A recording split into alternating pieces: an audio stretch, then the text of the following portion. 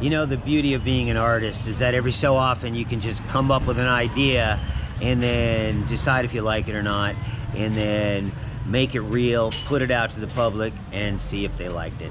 So I have this old video, Vita and I walking up the side of a mountain in the Rocky Mountains. It's like a steep ass hill, and it's just a video of us going up there to get some water, and I really like it. And I might have made it the way it is, but then it dawned on me that the whole thing kind of correlates with a piece out of my book, kind of a spiritual thing. And so the thought came to me, well, maybe I could take this and shut part of the sound off and overlay it with stuff I read from the book. And so I decided to make that happen, and we'll see if you guys like it in the comment section. I hope you guys tell me if you did or not, and tell me the truth, because if it didn't really work, then I don't want to do it again. And at the end of this video, I'm going to show you guys the camp that we used, the one we took, way up in the Rockies next to a creek. We got it for free, and that's a little short segment. And with that, let's get this video rolling. What you're going to do in my film? Yes. You always miss the R's. What I'm going to do in your film. Oh, There would be an am in there. What am I going to do in your film? okay, what am are you going... What am I'm going to do in your film? English is her third language. So anyways, we're in the Rocky Mountains, and we just been walking this steep trail just for fun, and so it's just a nice little kind of a romantic thing, I guess. Wow, there's a lot of huffing and puffing. So we're gonna go up this trail. Also, there's a creek up there that comes out of this mountain.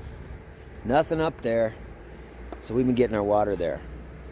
I mean, there's nothing on top of this mountain, so we'll see that in a few minutes. Come on, let's go. At this point in the story, our main character has died and now finds himself in a huge meadow next to a creek. Besides this creek stands 2 oak trees, and he is now sitting to lean against one of them while God himself sits against the other. Josie has just finished what he considers to be a very unsatisfactory life, and for this he blames God, and he has come to the meadow extremely pissed off. This is only a small part of their conversation. So let's begin. But God, if there really had been a choice, don't you think I'd have chosen it? I mean, don't try to pin this thing on me, man. This stinking world was your idea, after all. And what the hell was all that fucked up depression about? Immediately, Josie cringed at the sound of his own voice. How could he have said such a thing in the presence of the Almighty himself? In the forthcoming moments of horror and shame, Josie's anger abated, and he actually forgot the question he'd just asked. But God did not forget, for always he appreciated truth above sugar-coated lies fabricated to mask insincerity and fear. For in the light of a child's spirit, education, and well-being, language itself meant even less than nothing. Besides, Josie had a perfect right to express himself if he were angry. So, God only offered his young friend an approving smile. It seemed such a small gesture, but with it came a great sense of relief, for Josie saw that he might exercise the freedom to be only and completely himself whenever in the company of his Creator. Josie relaxed visibly, as God had known he would. God began to speak. Depression may result from any number of causes, Josie, and the way in which the individual reacts to it may vary just as widely. But for now, let's have a look at one exceedingly common circumstance, shall we? Josie's nod was almost imperceptible. All the world's a spiritual experience, my friend, and the body, mind, and spirit are far more connected than one might think. Ever notice the way you feel when the alarm clock hits you like a bullhorn first thing in the morning after you've been up late the night before and you know you've got to get up to do something you really don't want to do? Like a job you can't stand, for instance, or a life you're unhappy with. For all the times you hit that snooze button, you can still hardly drag your ragged ass out of bed. This action is as administering a small dose of poison to the spirit, Josie. And if this ritual is repeated with regularity, poison levels increase and the spirit will, of course, become dull and lifeless. It will wither and begin to die. How could it do anything else? Since the two are very much connected, the body will soon follow. As energy levels drop, sometimes dramatically, life will begin to seem futile and even useless. Under these circumstances, a person may grow listless, bitter, angry, and of course, depressed. Often, rather than expend the necessary energy or face the fear of a dramatic change, a person may just resign himself to his lot and muddle through as best he can, all the while hoping something better awaits him on death's other side. As mid to later life approaches, the likelihood of acquiring any number of diseases, both mental and physical, is increased tenfold. How could it not? For neither the mind nor body have much to live for anyway. Now tell me where you find my fault in all of this. Josie shrugged. He had no answer. In a moment, God's easy manner resumed. Now let's take this same scenario again. You were up late the night before, and the alarm clock blasts you at some unholy hour in the morning. Difference is, this time you're getting up to do something you really like, to meet a life or a job you truly love. Maybe you're going on an adventure, the mountains, fishing, a skiing trip, bicycling, time spent with your friends and family. Could be something so simple as a long hike with your spouse, walking the dog, or even a few unfettered hours spent working in your garden. Who cares, so long as it's a thing in which your passion lies? Today that old alarm just doesn't seem so bad now, does it? Hell, you probably don't even need it. You might already be up. You feel good, excited, and you're ready to go. Am I right? Josie nodded. It was a truth no one could deny. God continued, "This, my friend, is as nourishment to the spirit. And just as poison will cause the body and spirit to become dull and lifeless, so then will nourishment bring about color and passion. The body's energy levels rise. How could they not? Life will become a thing built mostly of pleasure and interest. In time, a deep clarity of thought will often befall. With the tools of more energy and a mind now awake and hitting on all cylinders, it will become much easier to do more or even less in this world, depending upon the call of the individual's heart's desire. At this point, that person may find that they've become something or someone they truly like, maybe even their favorite person. Others will invariably sense this and become attracted to them. Sounds pretty far out, huh? Well, to those who reside beyond the pearly gates, Josie, this is very old news." God grew quiet then as he relaxed against the old oak to turn his gaze back across the meadow and allow Josie a moment to digest all he'd heard. But it wasn't really necessary, for to Josie the message seemed quite clear, so clear in fact that it pissed him off. For this meant that he himself was the cause of his own troubles in life. So he said in defense, "What about all my daily responsibilities? What would have happened had I neglected them? Hell, I'd have lost everything, become destitute." Again God turned his magnificent eyes into those of his friend. An amused smile furrowed the corners of his face, and he said, "Destitute, huh? So often when you look into your past, you see that I have been with you all along, don't you? But when you imagine your future, Josie, I'm not there." God's expression changed then, and he became more serious. "So then tell me, my friend, did you really need all the things you worked so hard to get? Do you have them now? And do they still seem so important? Did you ever consider trading some or even many of the things you didn't really need for things or times you'd really enjoy? Besides, Josie, when you think about it, going out to enjoy the life I've given you is probably one of the most responsible things you can do, and the greatest gift you can give me in return." Trade his hard-earned stuff. The idea still somehow offended him, but it was true after all.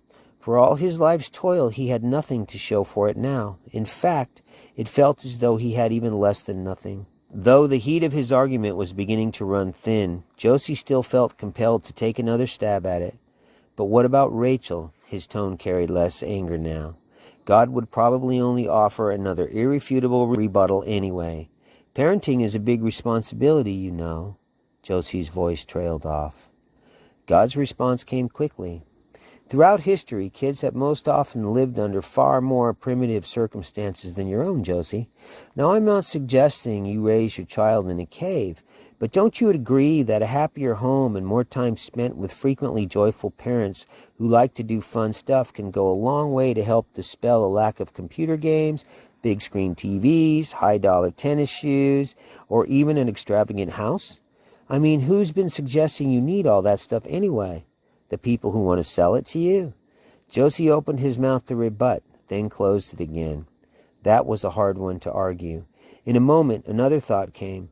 But God, if I hadn't worked so hard to look out for her future, then what? The Almighty interrupted.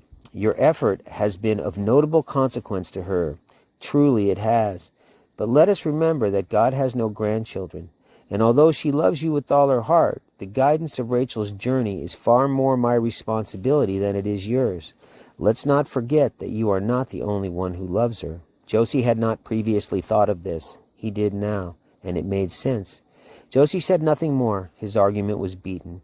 It seemed clear that he was, after all, the only one to blame for his life's failings. His guts twisted at the way he'd let himself and his family down. Josie felt hot tears begin to well behind his lids.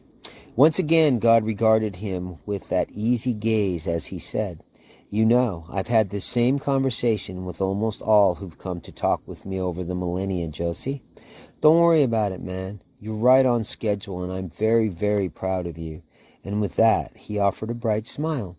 Josie's spirits lightened. Being confused and unsure as to the ramifications of all of this, Josie took simple comfort in the idea that God did know, and, moreover, he seemed pleased. After a moment, God bent one knee to set his elbow atop that he might face more in Josie's direction.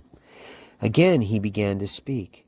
You know, Josie, a very important part of your job in life is to go out and enjoy yourself, to play amid the wonders of the world, to find the things that you love doing and do them, to follow the calling of your own spirit. For in the end, it is only there that you will ultimately find yourself. But, Josie rebutted with some frustration, I have no idea what these things of which you speak of are. Did you ever take the time to seek them?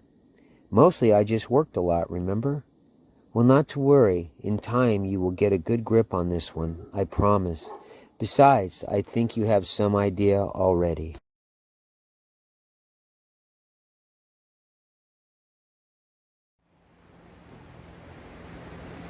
Rocky Mountains. Camped along the road.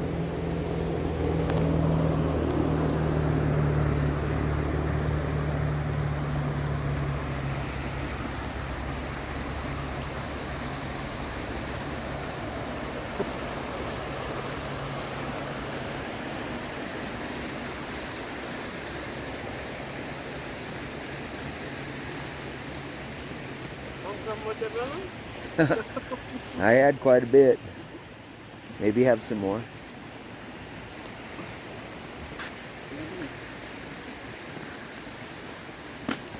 Oh, nice.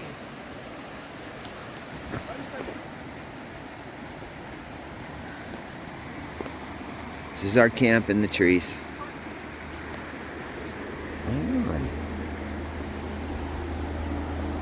Road's up there. Been here for a few days. No trouble so far. You know, it's kind of a strange thing. As I come up through this canyon, they got signs for everything. No dogs, no car camping. People come up and sleep in their cars on the road because maybe they don't have a house anymore. No this, no that. They got day use areas that are $15 for a day use area. So I'm like, geez, and you're in a canyon, so it's not like you can go right off into the woods. No camping signs, blah, blah, blah, blah. So I come down here, I come up here and I find this road. Take a look at it.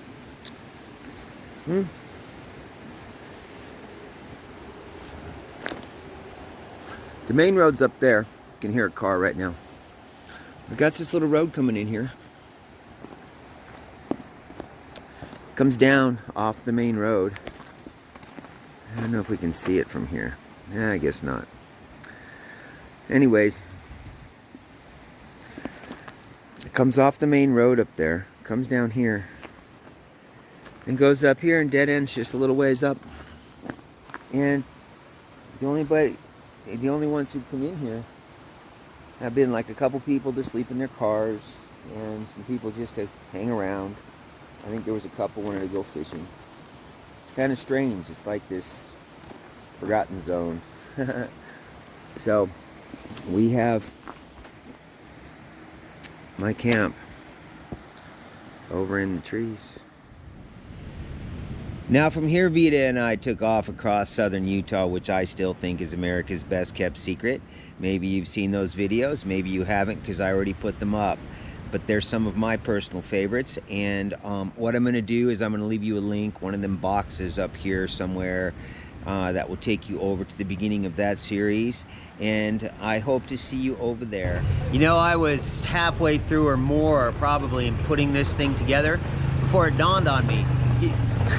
I mean, I'm kind of slow, I guess. I thought, you know, this thing may help sell a few copies of my book. So of course I'm going to leave you a link to where you can get my book in the description below, and you can go over there if you want and look at the reviews. It's really gotten off-the-cuff reviews, and that'll be down in the Dropbox. And with that, you guys, I'll see you all on the next video.